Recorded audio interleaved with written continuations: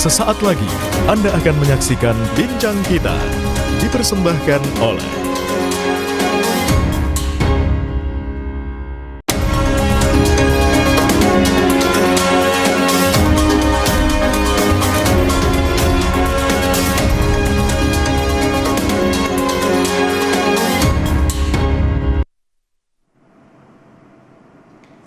Halo saudara, tren perawatan estetika semakin meningkat. Namun di tengah popularitasnya masih banyak yang bingung membedakan antara hasil yang natural dan yang berlebihan.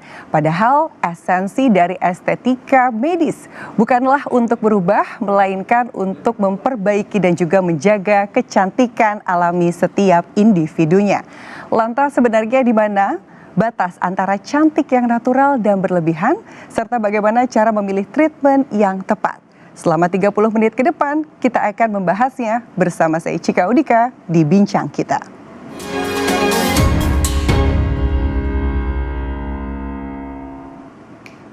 Sudah hadir di tengah-tengah kami tentunya founder and aesthetic dokter at Skin Evo, ada Dr. Evelyn Anggun. Halo dokter, apa kabar? Halo Cika, gimana kabarnya? Baik, luar biasa sekali hari ini, begitu cantik dan juga semangat ya. Dok, ini menarik sekali, belakangan sering sekali kita melihat perubahan wajah yang ternyata cukup drastis di media sosial.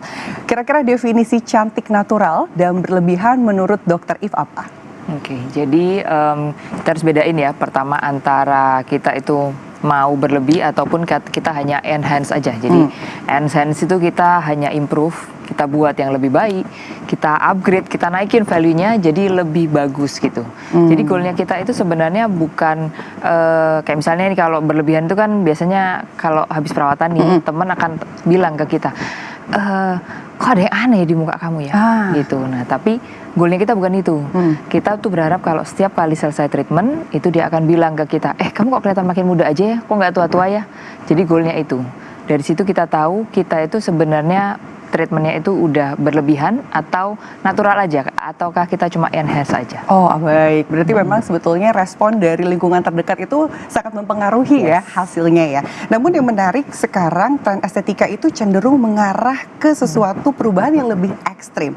Apakah memang ini menjadi satu fenomena yang baru atau memang sudah lumayan lumrah di kalangan medis, dokter? Oke, jadi memang tren yang ekstrim ini memang salah satunya pengaruh dari media sosial.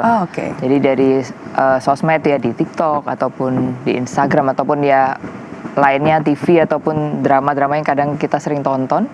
Dari situ kita bisa lihat, jadi standar normalnya kita tuh bergeser. Jadi harusnya tuh setiap orang ya pasti punya lah ya pori-pori. Nah, betul. ini kena filter. Jadi semuanya tuh ngelihat cantik itu berarti pori-porinya nggak ada. Padahal pori-pori ya secara kesehatan memang Tuhan kasih untuk mendinginkan suhu tubuh. Jadi sebenarnya harusnya ada. Tapi memang tidak besar gitu. Tapi ada, bukan nggak ada sama sekali. Nah, banyak juga tuh ada pasien yang waktu itu tanya ke saya, dok, ini teknik benang baru ya? Jadi adalah salah satu di Instagram, terutama di another country ya. Jadi itu benar-benar sampai hilang. Jadi benar-benar naik, setelahnya tuh langsung kelihatan naik. Tapi kita tahu lah itu filter, masa yang misalnya di benang wajahnya, hidungnya berubah, matanya lebih besar, itu kan berarti dia filter juga. Gitu. Jadi di saat itulah kita harus lihat lah, memang harusnya kita itu ngomong oke aja, maksudnya ada saatnya kita ngomong oke, ada saatnya kita harus ngomong stop lah. Baik, ini menarik ya, karena memang ternyata media sosial ini cukup membuat standar estetika kecantikan juga berubah ya dokter. Nah dokter, sebetulnya apa definisi cantik menurut dokter dan standar estetika yang dokter pegang di setiap tindakannya? Jadi cantik yang natural itu seperti apa sih? Sebenarnya yang Tuhan kasih itu udah sempurna padanya. Jadi yang paling bagus adalah yang Tuhan kasih. Kita nggak boleh erase identitinya orang. Jadi kalau Tuhan udah ciptain dia begitu, ya begitu. Yang kita bisa olah itu adalah kita harus memelihara, kita jaga, kita optimalkan gimana dia bisa cantik ya versi terbaiknya dia. Tapi bukan kita rubah nih dari Asia terus jadi Hollywood gitu, itu nggak akan cocok. Di tulangannya dia udah fondasinya aja emang Tuhan nggak kasih gitu. Jadi kalau Tuhan kita jadi kesannya too much, jadi kalau menurut Dok If pasti kan ada nih standar kecantikan yang menurut Dok If, kalau seperti ini sudah cantik, tapi pasti ada ketidakpuasan. Biasanya bagaimana cara Dok If untuk bisa menenangkan atau memberikan pencerahan nih kepada pasien agar bisa memenuhi standar yang memang tidak keluar dari karakter masing-masing, Dok?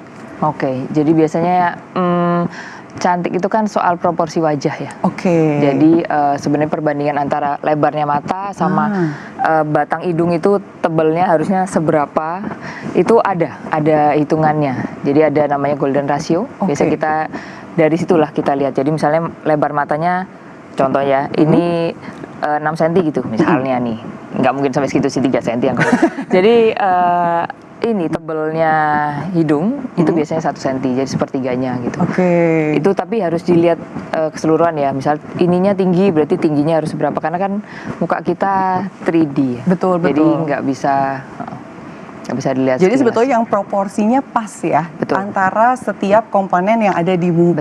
Betul. Kadang kalau misalnya merasa kayak, wah ini kayaknya masih kurang, masih ada yang harus diperbaiki. Ada gak sih Dok yang bisa membuat kita lebih sadar? Karena kadang-kala kan adanya tren media sosial bikin kita tuh selalu merasa tidak puas dan comparison diri.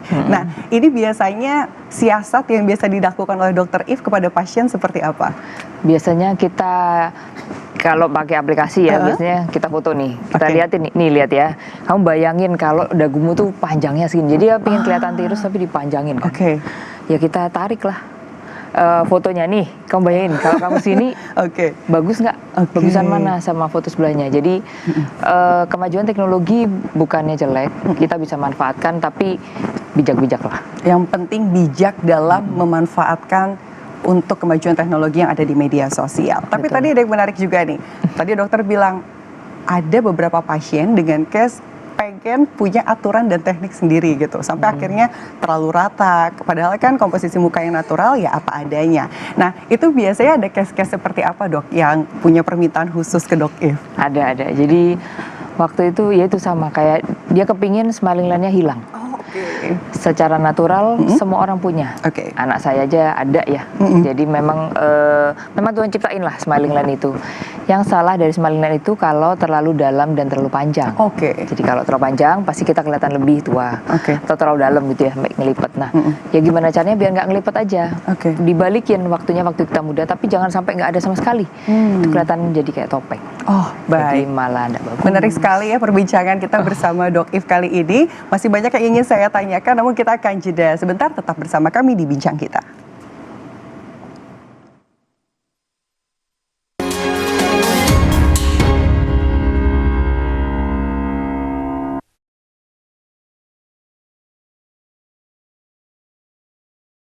Cantik natural itu maksudnya nggak usah dirawat sama sekali atau cukup pakai skincarean aja. Banyak yang salah paham soal kata natural. Natural itu bukan berarti membiarkan wajah aging tanpa perawatan. Dan natural juga bukan berarti nggak boleh treatment. Jadi natural dalam dunia estetika sebenarnya hasilnya itu harmonis, proporsional, dan sesuai sama karakter wajah kita. Itu baru natural. Natural itu bukan sama sekali nggak ada treatment ya. Tapi right indication, right dose, right treatment. Kompas Siang, setiap hari pukul 11 siang, live di Kompas TV. Cantik natural itu maksudnya nggak usah dirawat sama sekali atau cukup pakai skincarean aja. Banyak yang salah paham soal kata natural. Natural itu bukan berarti membiarkan wajah aging tanpa perawatan. Dan natural juga bukan berarti nggak boleh treatment. Jadi natural dalam dunia estetika sebenarnya hasilnya itu harmonis, proporsional, dan sesuai sama karakter wajah kita. Itu baru natural. Natural itu bukan sama sekali nggak ada treatment ya. Tapi right indication, right dose, right treatment. Eredivisie Big Match, derby klasik tensi maksimal. Tampil di hadapan pendukung sendiri, AFC Ajax mempunyai misi menjatuhkan sang juara. Mengandalkan pemain kunci Mika Hoeks, siap menekan dari menit pertama. Namun PSV datang tanpa rasa puas. Meski gelar sudah di tangan, ambisi belum padam. PSV Eindhoven akan tampil tanpa kompromi di hadapan sang rival. AFC Ajax versus PSV Eindhoven, Minggu 3 Mei pukul 12.45 dini hari, live di Kompas TV. Cantik natural itu maksudnya nggak usah dirawat sama sekali atau cukup pakai skincarean aja. Banyak yang salah paham soal kata natural. Natural itu bukan berarti membiarkan wajah aging tanpa perawatan. Dan natural juga bukan berarti nggak boleh treatment. Jadi natural dalam dunia estetika sebenarnya hasilnya itu harmonis, proporsional, dan sesuai sama karakter wajah kita. Itu baru natural. Natural itu bukan sama sekali nggak ada treatment ya. Tapi right indication, right dose, right treatment.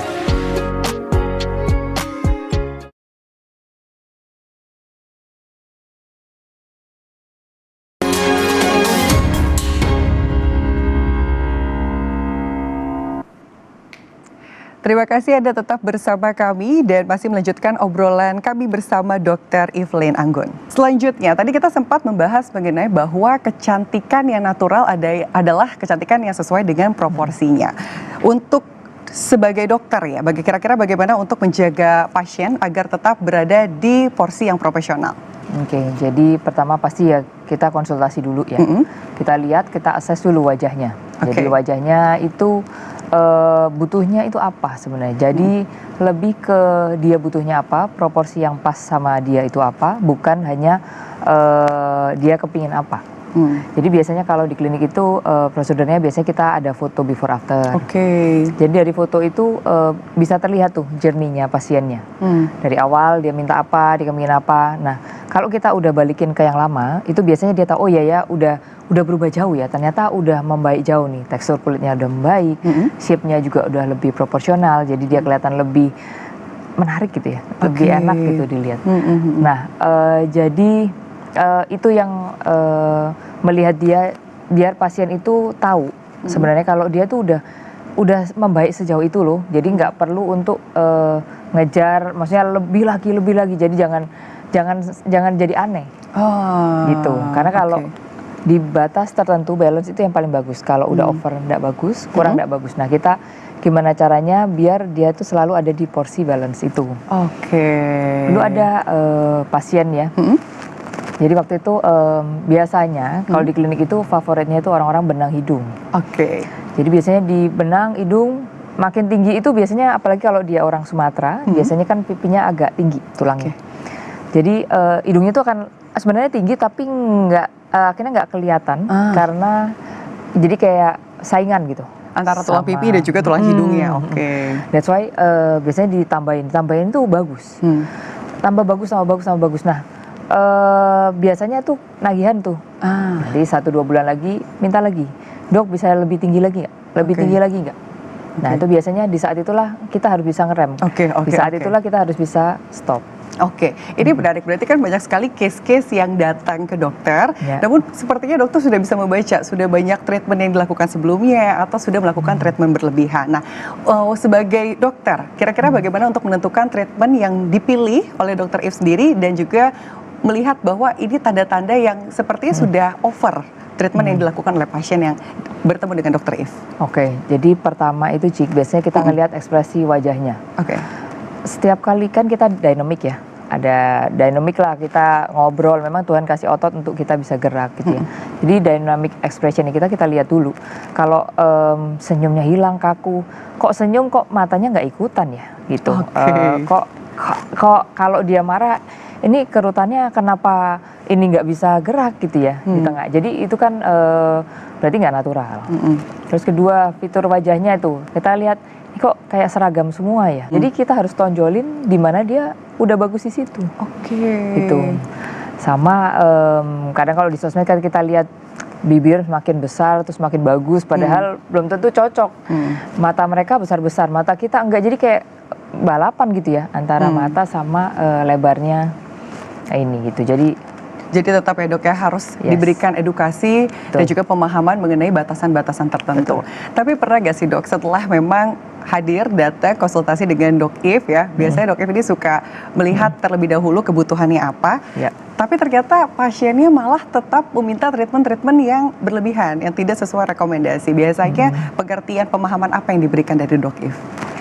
Biasanya kita bantuin mikir ya. Gitu. Apa nih yang bisa di-adjust gitu ya? Iya, jadi dia minta gitu kan, kita bilang, Dok saya pengen tirus. Jadi di mindnya mereka, caranya untuk jadi tirus, cara satu-satunya adalah dengan menambahkan dagu misalnya. Jadi kayak pengen dagunya semakin panjang. Padahal kita tahu nih, ini kan ada tulangnya ya. Kalau kita tambahin filler, semakin ujung semakin lama-lama ini jatuh.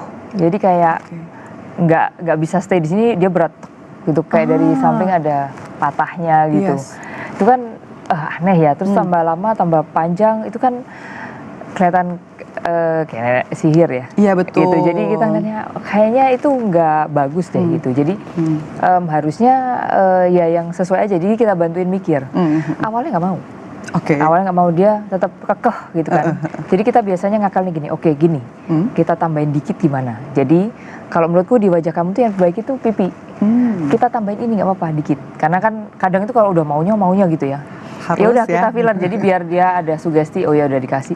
Boleh nggak, tapi ini ya apa namanya, cobain deh cara saya gitu. Ini ditarik pakai benang, udah gitu. Jadi jangan ngikutin pattern yang ada, kamu udah cabi sini terus jadi panjang. Harusnya ini dikecilin dulu, ini tambah dikit dong. Oke, Gitu. jadi memang diberikan adjustable treatment yang memang direkomendasikan sesuai dengan kebutuhannya. Tapi biasanya dok, apa sih yang mendasari pasien ini ternyata ingin ada ketidakpuasan, pengen coba lagi, pengen tambah lagi? Pernah gak sih dok melihat ada case-case tertentu yang mungkin karena hasilnya sangat memuaskan sampai akhirnya pengen untuk mengadding beberapa treatment, atau jangan-jangan karena tren-tren media sosial juga dok? Biasanya apa yang sering ditemukan dok? Jadi sebenarnya tiap orang itu biasanya ada motivasi yang menggerakkan dia datang ke klinik. Jadi biasanya awal itu dia ya sometimes dia butuh validasi lah ya. Jadi dia insecure gitu sama dirinya, dia kepingin diterima lah sebenarnya di masyarakat, which is masyarakat memang ya kebanyakan kalau nggak kenal pertama kali ngelihat wajah pasti ya yang dilihat fisik gitu. Nah dari situ itu yang pertama, dia minta validasi. Kedua itu kadang emosi, jadi kadang banyak sih, terutama yang usianya range-nya 40-60, mereka ada masalah di rumah tangganya gitu. Mereka emosi, jadi mungkin ada ya pil ataupun will gitu ya, yang mereka rasa padahal cantikan gua gitu. Oke. Jadi akhirnya itu yang motivasi mereka untuk akhirnya yaitu lakuin treatment. Atau yang ketiga udah lebih parah, dia ada yang jadi udah body dysmorphic syndrome ya, dia ngerasa kurang, udah ketagihan sampai dia ngerasa harusnya diri gue nih wajahnya nggak kayak gini nih. Dia udah nggak bersyukur yang dikasih Tuhan. Wah, ternyata menarik sekali perbincangan kita hari ini, dan juga tentunya pemirsa kita akan kembali lagi. Jangan kemana-mana, tetap di Bincang Kita.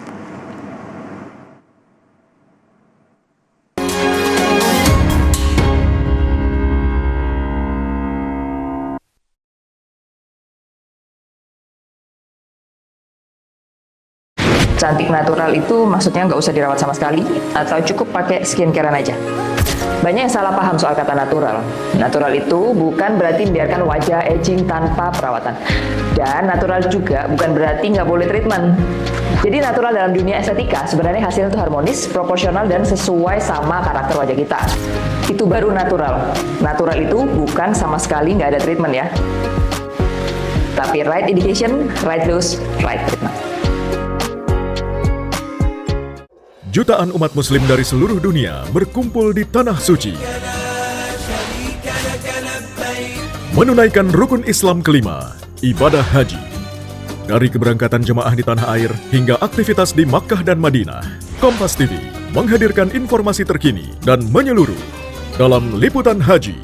Ikuti dalam program-program berikut. Live di Kompas TV. Cantik natural itu maksudnya nggak usah dirawat sama sekali atau cukup pakai skincarean aja. Banyak yang salah paham soal kata natural. Natural itu bukan berarti membiarkan wajah aging tanpa perawatan. Dan natural juga bukan berarti nggak boleh treatment. Jadi natural dalam dunia estetika sebenarnya hasilnya itu harmonis, proporsional, dan sesuai sama karakter wajah kita. Itu baru natural. Natural itu bukan sama sekali nggak ada treatment ya. Tapi right indication, right dose, right treatment. Berkas Kompas, Selasa, pukul 11 malam di Kompas TV. Cantik natural itu maksudnya nggak usah dirawat sama sekali atau cukup pakai skincarean aja. Banyak yang salah paham soal kata natural. Natural itu bukan berarti membiarkan wajah aging tanpa perawatan. Dan natural juga bukan berarti nggak boleh treatment. Jadi natural dalam dunia estetika sebenarnya hasilnya itu harmonis, proporsional, dan sesuai sama karakter wajah kita. Itu baru natural. Natural itu bukan sama sekali nggak ada treatment ya. Tapi right indication, right dose, right treatment.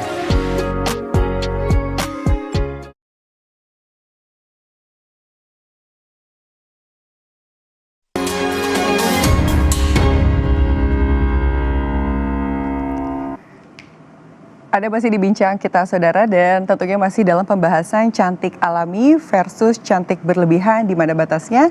Tentunya juga masih bersama Dr.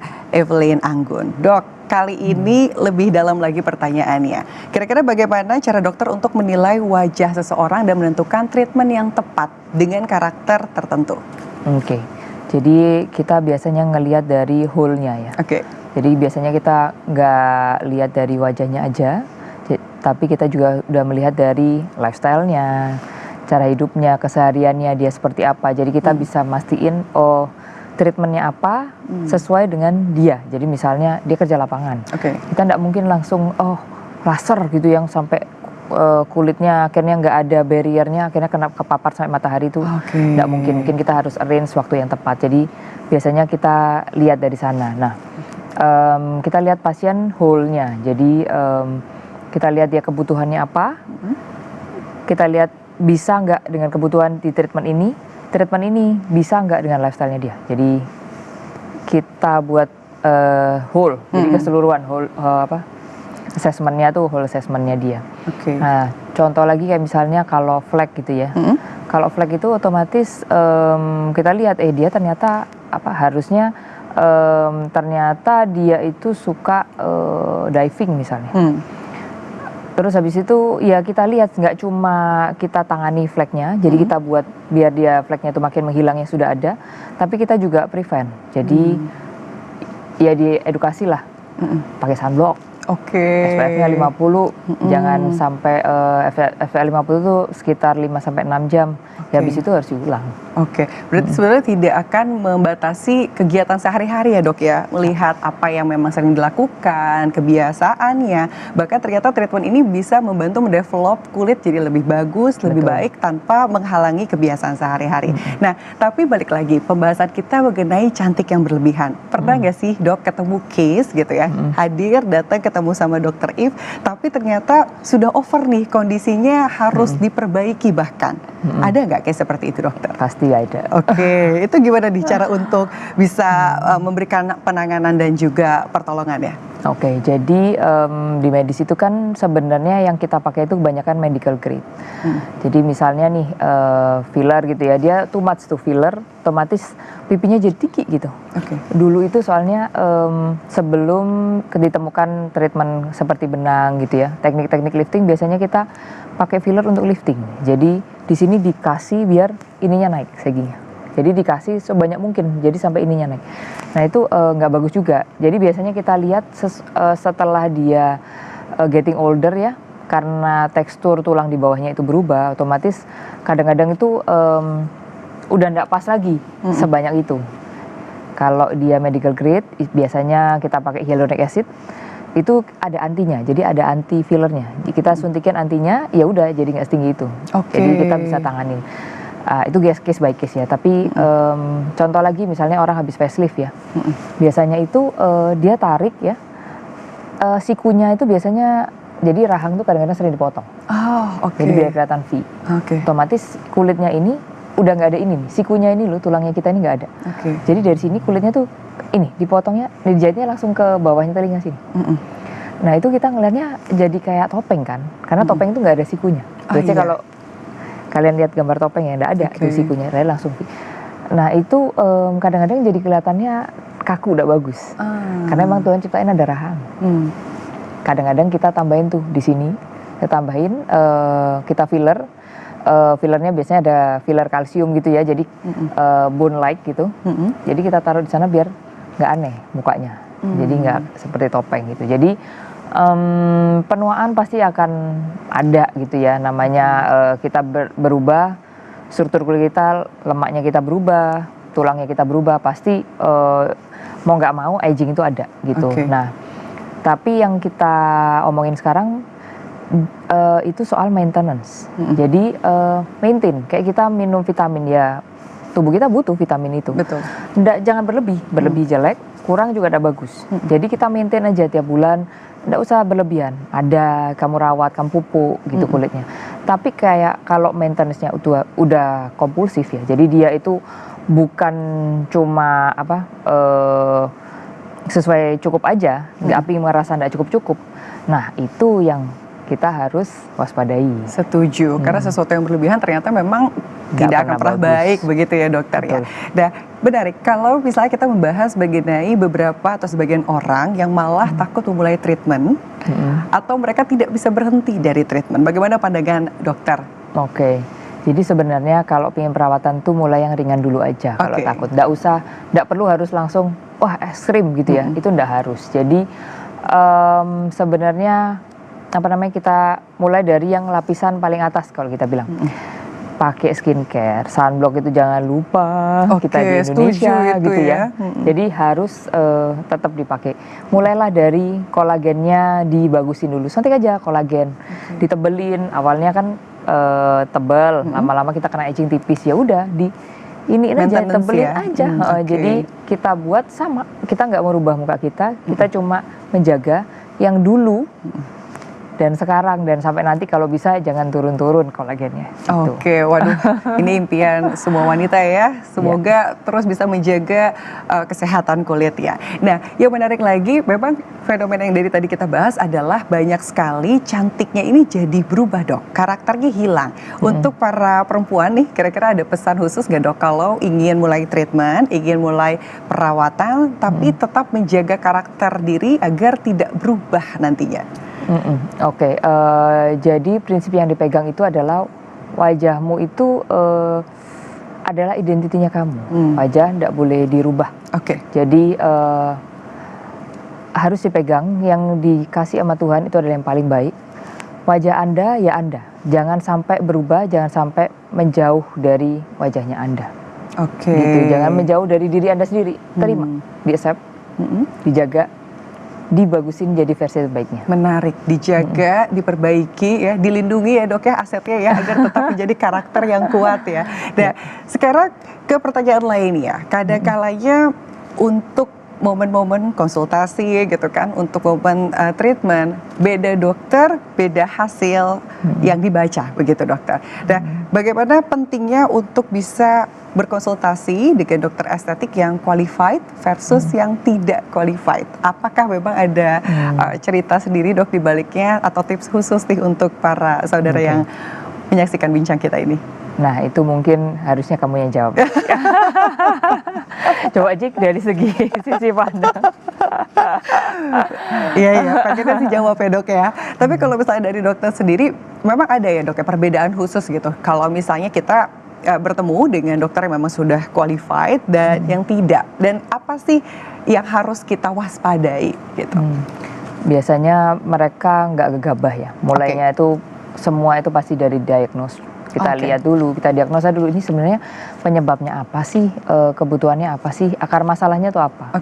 Jadi itu dulu yang diperbaikin, jangan langsung misalnya nih ada pasien yang, dok saya pinginnya hidungnya mancung, atau saya pingin tirus, saya pingin ambil nih lemaknya kalau bisa sampai habis gitu.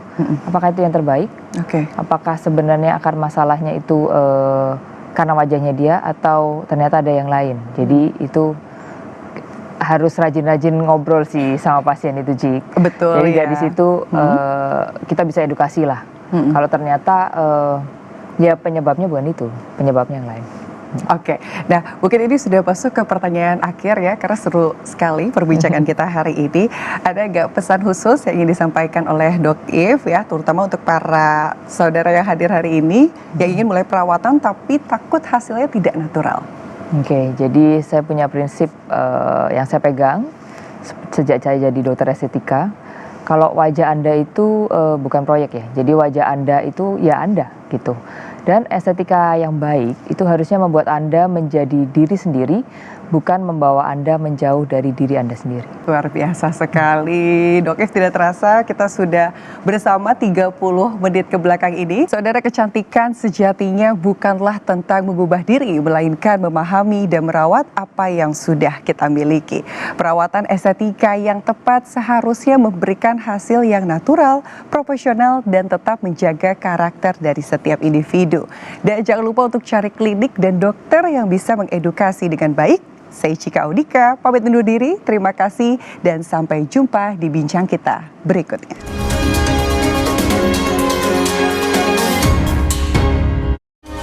Terima kasih Anda telah menyaksikan Bincang Kita, dipersembahkan oleh sesaat lagi Anda akan menyaksikan Kompas Update, didukung oleh